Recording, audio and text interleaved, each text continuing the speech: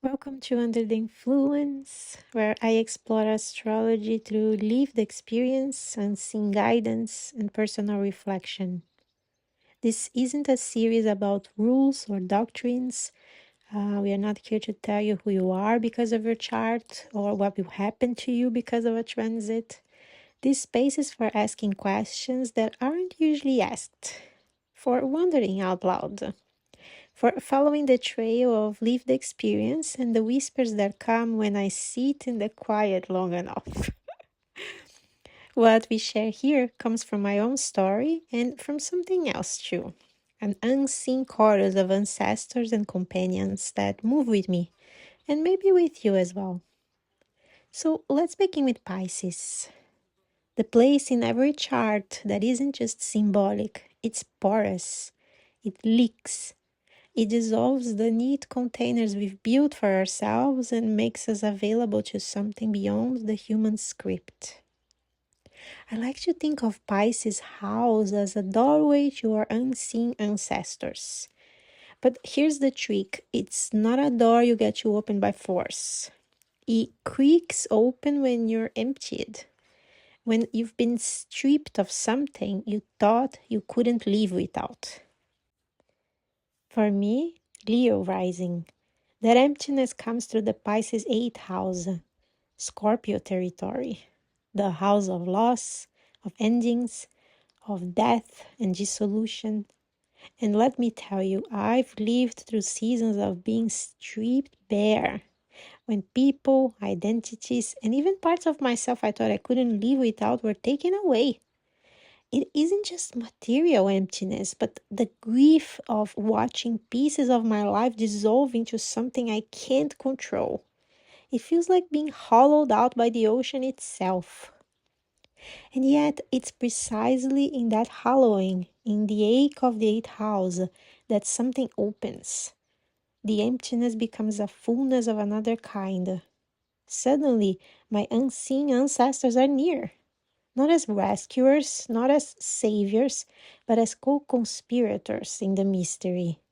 They arrive when I've been emptied, when the usual noise of clinging, control, and fear has been stripped away.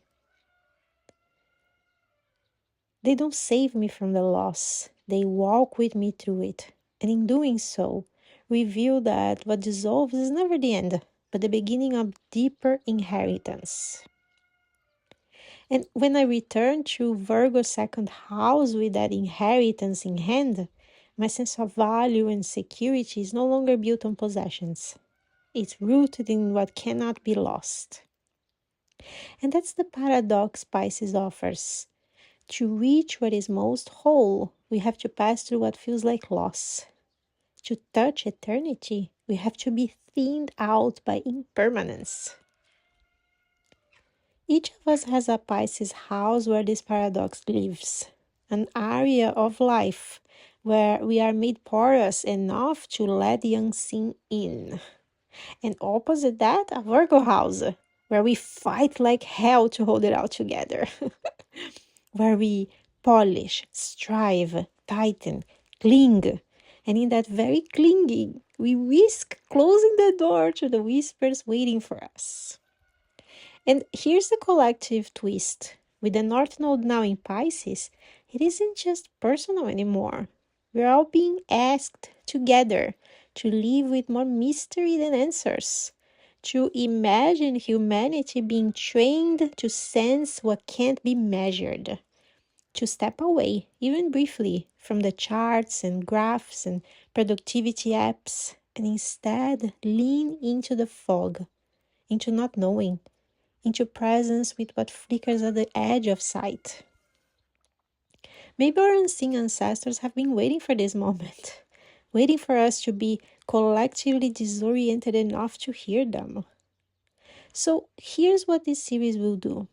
In the next 2 episodes, we will explore each rising sign Pisces house as a unique doorway to the unseen. 6 signs per episode, beginning with Leo rising because that's mine and because I've lived enough of its ache to know how costly and how beautiful the opening can be. But before we go there, I want to be clear. We're not claiming ownership of knowledge here.